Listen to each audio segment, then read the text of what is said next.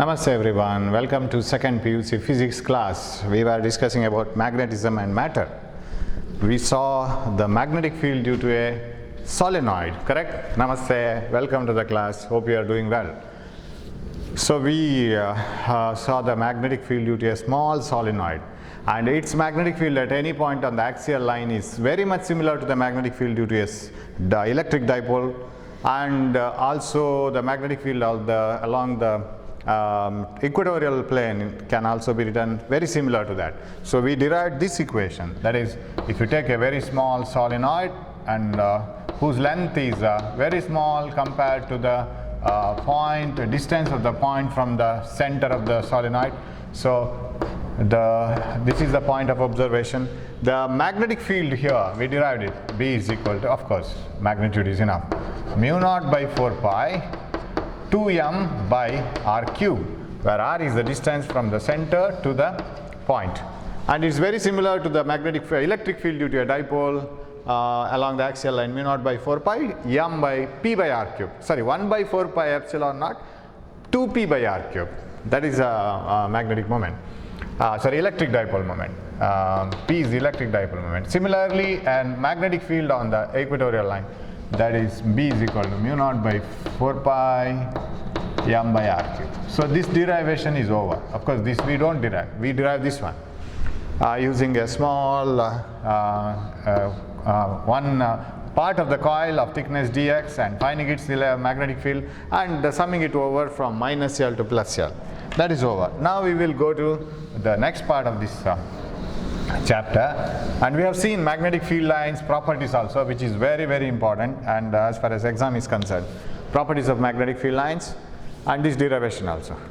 Next we will go to the behavior of dipole in magnetic field. Magnetic dipole in magnetic field, not electric dipole. We know that an electric dipole, when it is placed in an electric field, it experiences a torque. It experiences a turning force, so it aligns parallel to the direction of the electric field. And even a small magnetic needle, this is a very famous experiment. If you take a magnetic needle and suspend it freely and it stands in the north-south direction, that is what we say we usually, right? Any freely suspended magnet stands in the north-south direction. And suppose it is tilted a little bit, it starts oscillating, right? That is a common thing we see. And it experiences a torque.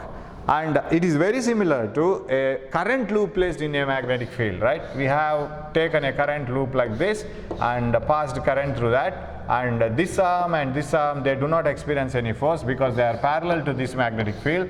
If the magnetic field is like this, and whereas this arm and this arm, they experience a force which is equal and opposite. So this experiences a force outside and this experiences a force inside. There is a torque, turning effect about this axis, and that torque is equal to Bm sin theta, correct? Where B is the strength of the magnetic field here in which it is turning, and M is equal to I into A into number of turns itself. Total number of turns in the coil, because each part of the coil will experience a torque. Total torque is N times into current into area. That is magnetic moment. So the tau is equal to Bm sin theta. Whereas if you place electric dipole in an electric field like this, it experiences a torque minus plus. It experiences a torque like this, and it aligns itself parallel to the direction of the field after experiencing the torque. That makes it to rotate, and that torque is given by P sin theta. P is sin theta, right? E cross P, here M cross B, here E cross P. P cross E, P sin theta, right? So this is the torque acting for an electric dipole. Now we will find what is the period of oscillation of a small magnetic dipole placed in a magnetic field. For example, if you have a magnetic field like this, aligned, uniform magnetic field, aligned like this in this direction, okay, right, like this. I'll take a small needle, magnetic needle. You know what is a magnetic needle. It has a north and south direction, and it is pivoted on a particular that pin, and it can rotate in any direction. Suppose that magnetic needle is placed, suppose this is north, say this is north and south, and say it is making an angle of theta with the magnetic field direction. Okay. Now if this is the dipole placed in a magnetic field, it experiences a torque, and that torque is also given by Bm sin theta.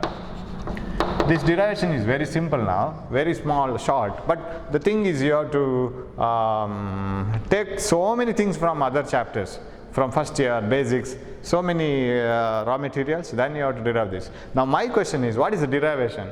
That is, if a dipole is placed like this dipole will try to align in the direction of the magnetic field, right?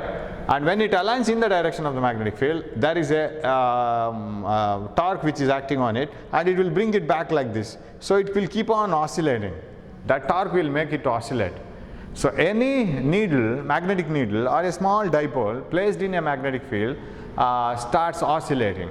What is the period of oscillation of a magnetic needle or a magnetic dipole oscillating in a magnetic field? That is the question. What is the period of oscillation? Now if this is an angular displacement, it is not a linear displacement. A loaded spring will oscillate in the linear displacement fashion.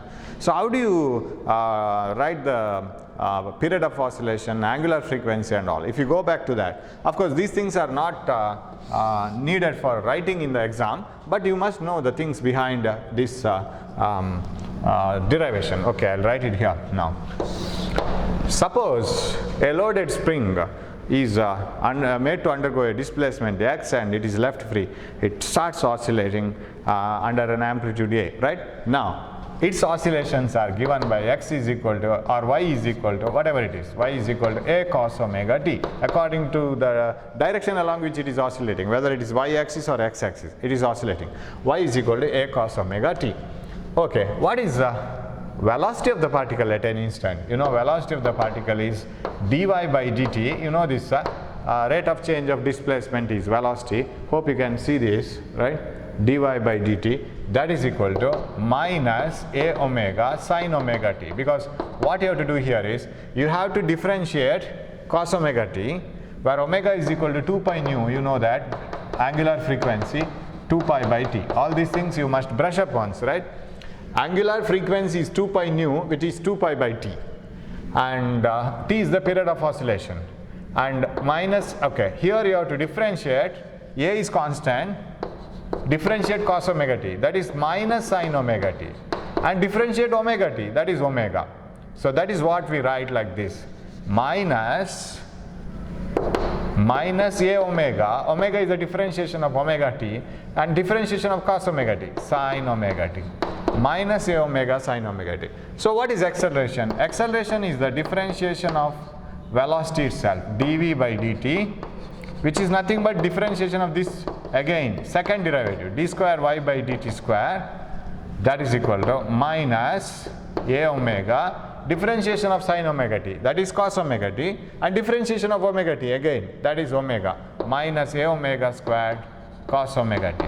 Now how can I write acceleration as? Acceleration a is equal to minus d square y by dt square, sorry, d square y by dt square, that is equal to, so what is a cos omega t? A cos omega t is y, minus omega square y. That is why a simple harmonic motion is defined like this. A simple harmonic motion is a type of motion where acceleration is directly proportional to the displacement of the particle.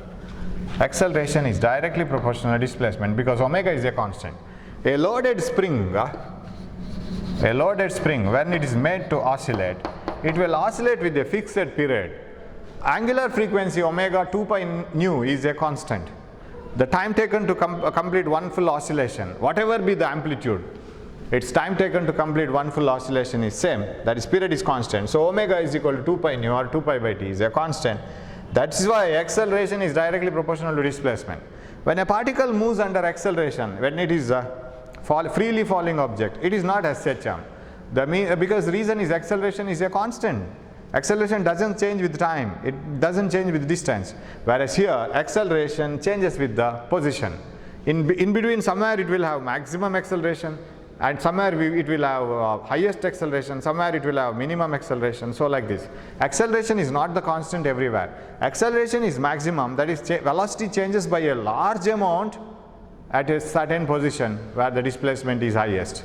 So A is directly proportional to y. So this is the condition for SHM.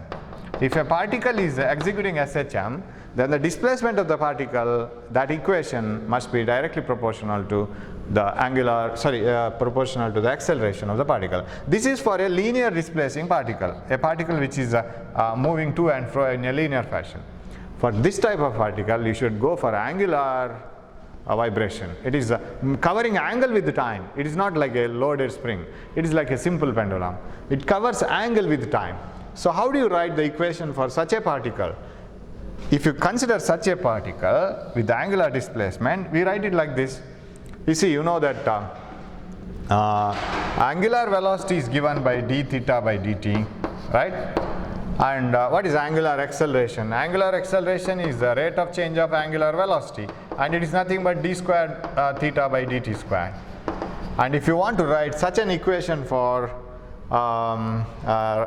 angular displacement SHM or SHM, simple harmonic motion, where we find the angular displacement, you can write the equation like this. And here there are many equations. So here we have, instead of linear displacement, we have angular displacement. Alpha is the rate of change of angular velocity. You know that omega is the rate of change of angular displacement. Then alpha is equal to d squared theta by dt squared.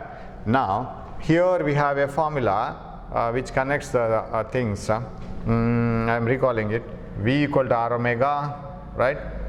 So here, yes, we have torque here, right? Torque. What is torque? Torque is moment of force. Moment of force is called torque. What is moment of force? Torque is equal to moment, the perpendicular distance from the axis of rotation. Force, F, right? Moment of force is torque. Okay. Now F is equal to ma, right? That is in linear motion. What you can write here?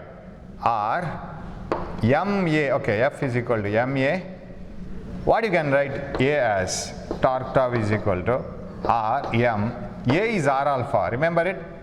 Acceleration A is equal to R alpha. So shall I write this A as R alpha? In a rotational motion, V is equal to R omega, A is equal to R alpha. Everything is related by R. So what is this? mr square alpha, correct? mr square alpha. So what is this mr square? Remember, it is moment of inertia, right? So tau is equal to I alpha, where I is equal to moment of inertia, mr square, sigma mr square of the, it is the summation of the product of mass of each particle and square of the distance. Whatever you have mass in the linear motion as inertia, right? Mass is a criteria which can say you what amount of inertia is present. If inertia is more, mass is more. The same inertia appears as mr square in the rotational motion, not only as mr square. So mr square is called moment of inertia, tau is equal to I alpha. This is another equation. So all these equations must be clubbed together now. Alpha is equal to d squared theta by dt squared, everything. So we will see. So acceleration is equal to omega squared y. Okay, we will see how to connect all these things. Now we'll come back to this needle. So these are all the things to be ready for the derivation. You should have all these things in mind. Now I will turn the needle. Actually, if I leave the needle as it is, it will come back and it will turn, and finally it will align parallel to the direction of the field like this. Finally it will align like this. That is theta equal to 0. It aligns parallel to the field. But when it is twisted like this, it experiences a torque. And that torque is given by Bm sin theta. And that torque will try to align it parallel to the field, because magnetic field will try to bring it back to the field. Now the torque which we are applying to turn it, if I write it as tau is equal to I alpha, okay, if I write it as tau is equal to I alpha, the torque which is made to turn the needle by external torque, and that external torque is balanced by the internal restoring torque. So we will push it like this. The internal restoring torque will bring it back to the original position. That is torque produced by the magnetic field. What is that? That will bring the field which will bring, the torque which will bring it back. That is restoring torque. which will try to bring it back to the original condition, is Bm sin theta. They are equal, but they are opposite. So whenever you expand a spring like this, you apply an external force. A restoring force is developed inside the spring, which will bring it back to the original condition.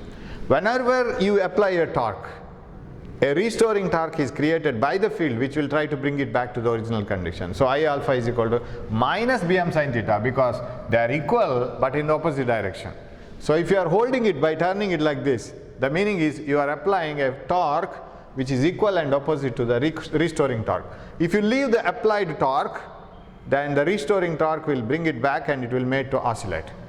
Now you compare this. I alpha is equal to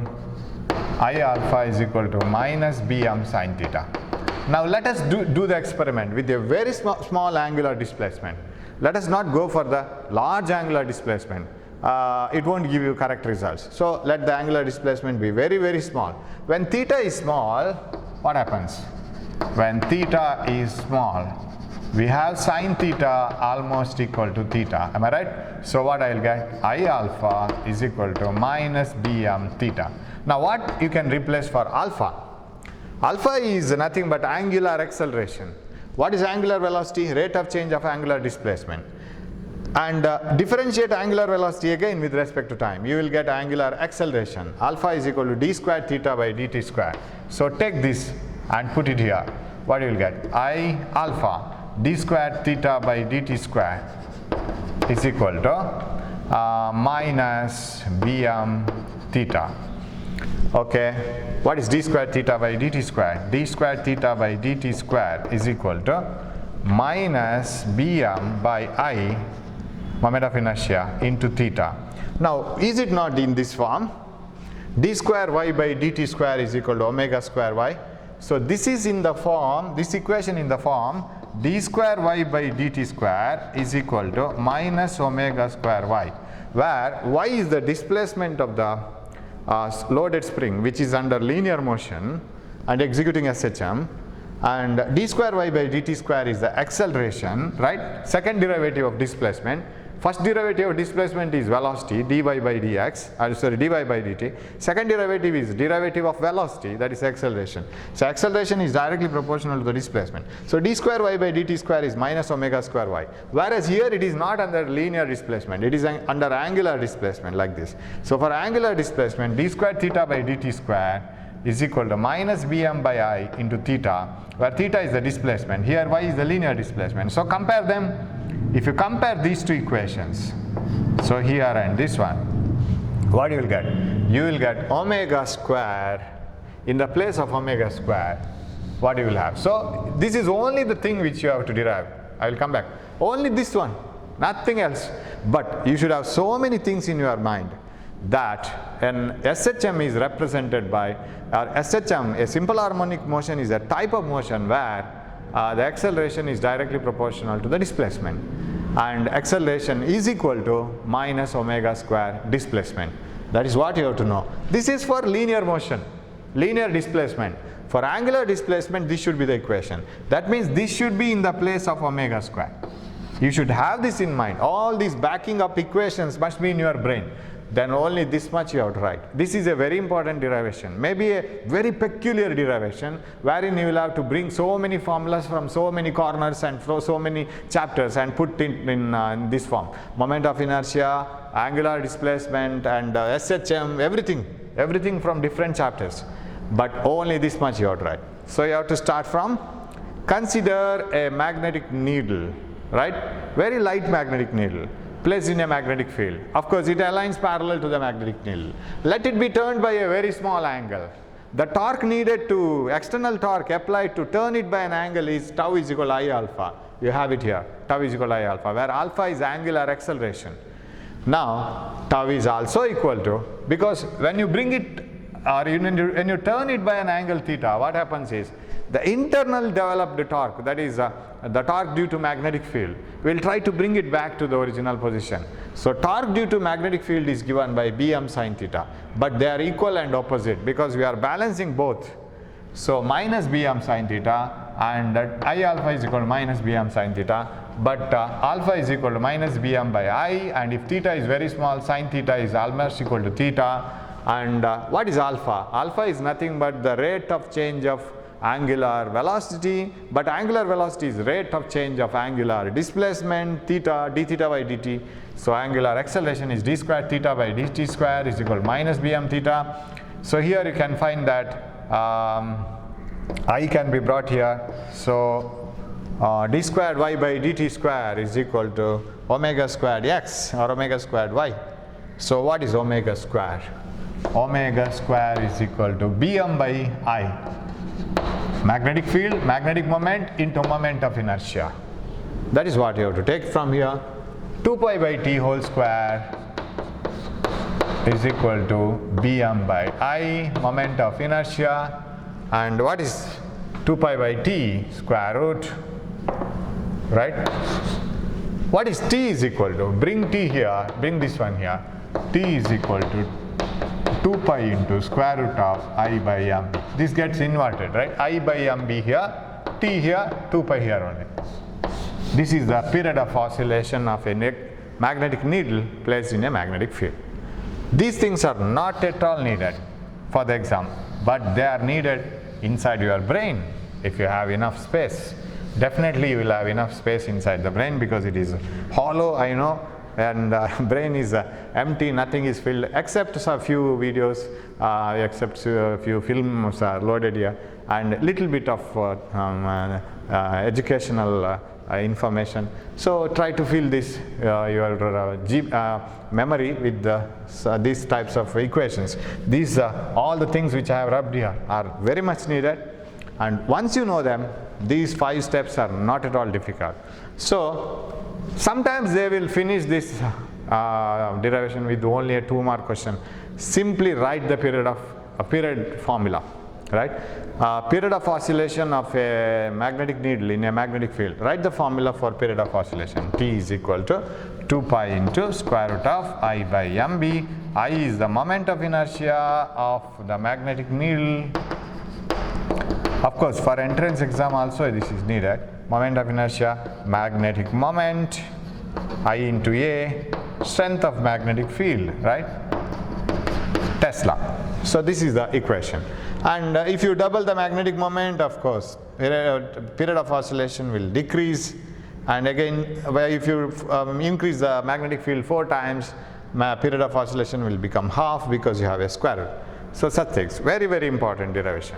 May be peculiar, but still you must study. Okay, right. Then you have Gauss theorem in magnetic field. Gauss law in magnetic field. Magnetism, I'll write. Gauss law in magnetism.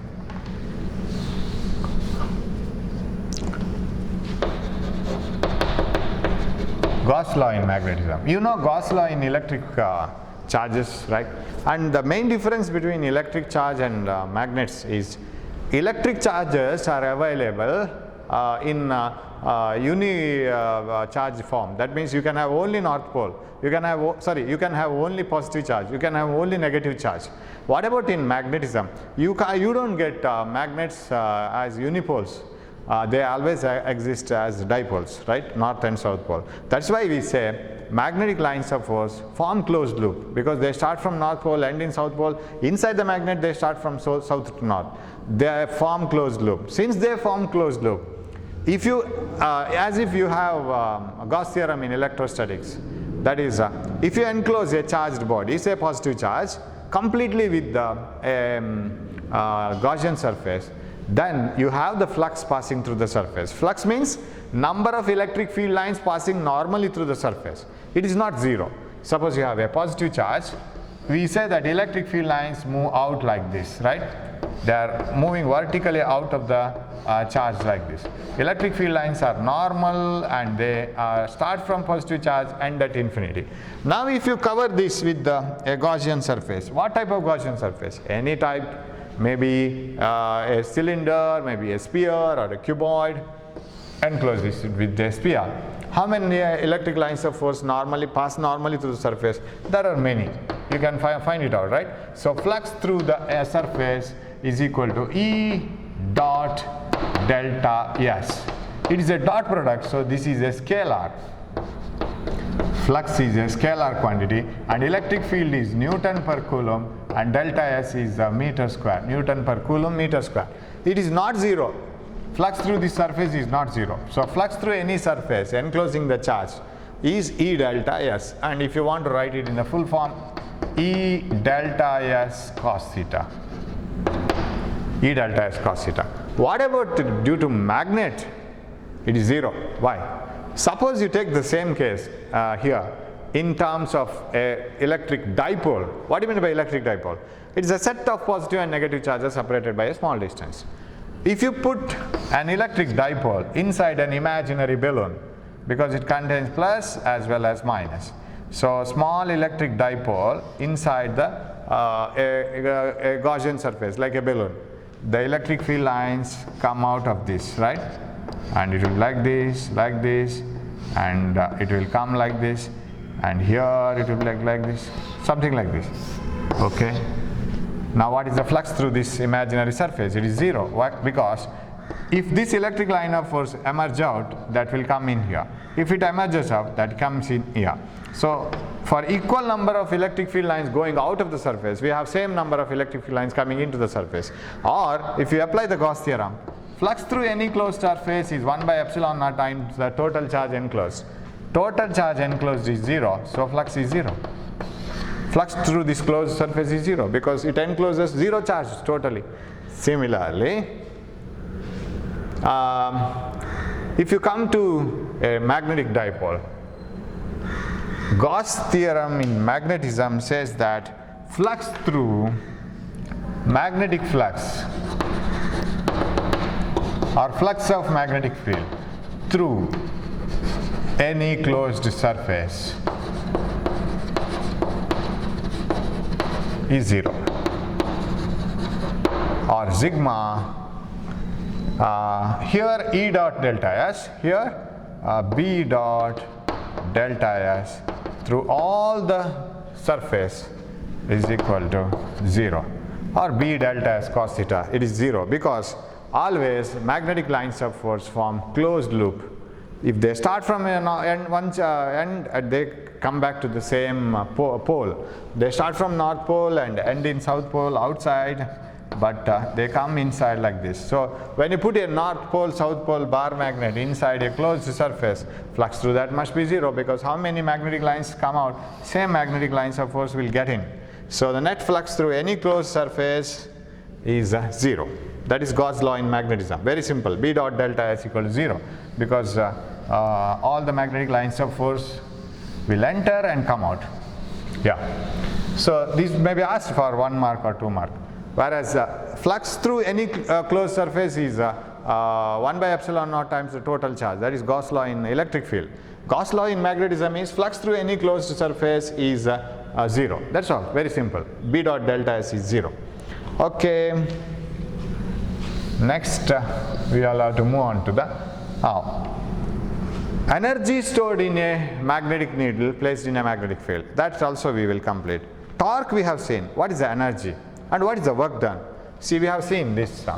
It is also very similar to the torque and work done whatever we study in electric field. So I will take a magnetic needle. I will turn it like this. Originally, the magnetic needle was parallel to the magnetic field, say. Originally the magnetic needle was like this, say. It was like this. I will turn by it an angle theta. Turn it by an angle theta. I will turn it by an angle theta to the direction of the magnetic field. Okay, this is the direction of magnetic field. So a magnetic needle is turned by an angle theta placed in the magnetic field.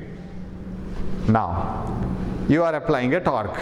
You are doing the work. Whenever you apply a force, there is a work done. Whenever you apply a torque, there is a work done. How much work is done in turning it from theta 1 to theta 2, or 0 to theta, whatever it is, or 90 to theta, this is 90 degrees. Now work done or energy stored, potential energy it is, right?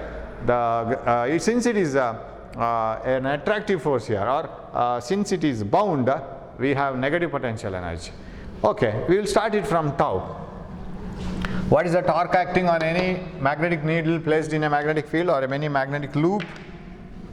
Tau is equal to Bm sin theta. What is B? The strength of the magnetic field. M, current into area, that is magnetic moment. Sin theta, theta is the angle.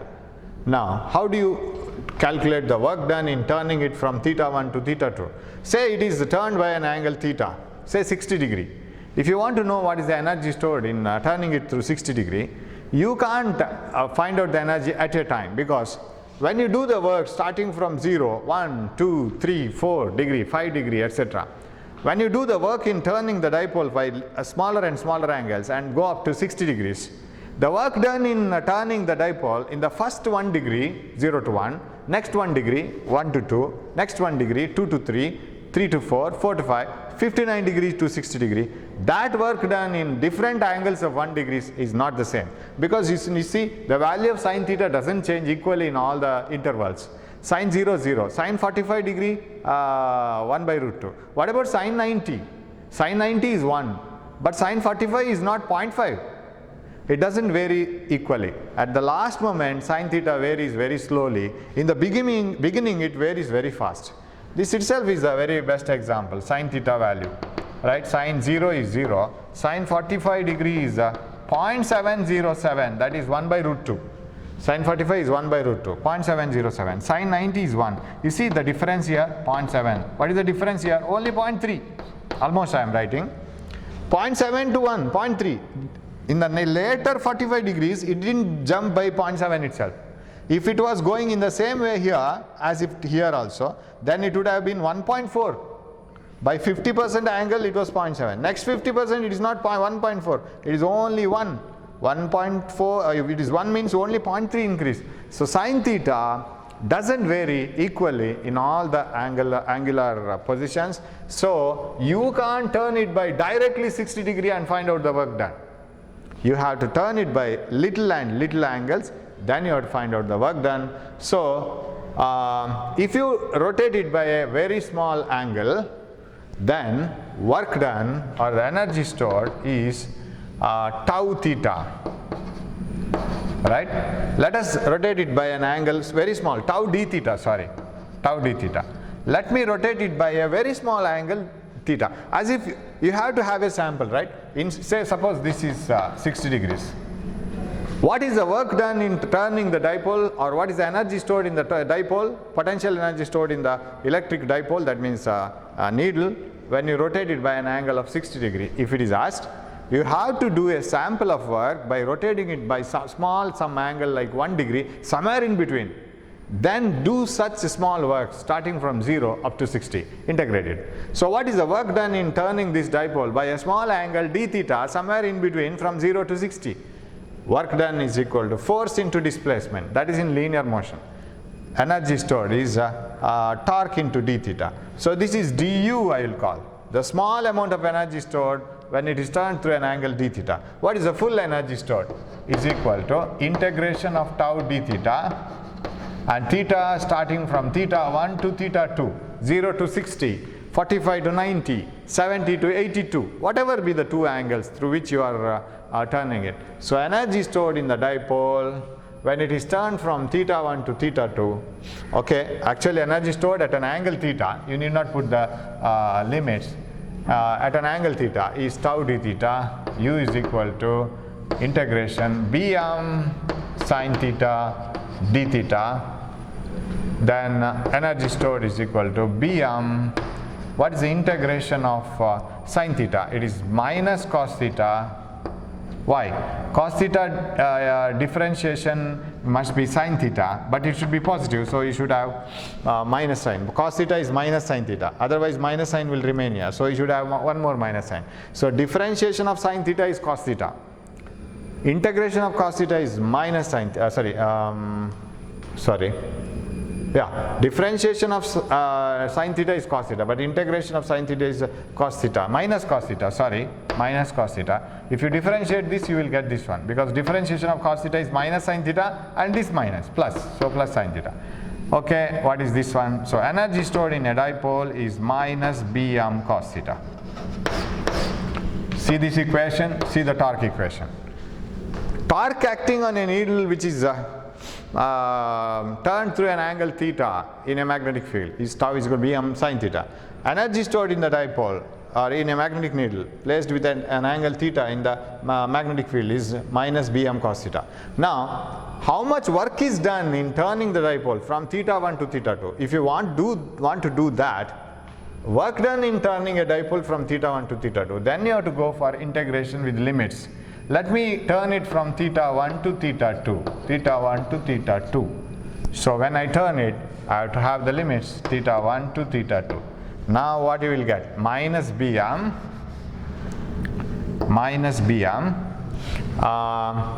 cos theta 1, cos theta upper limit cos theta 2 minus lower limit cos theta 1.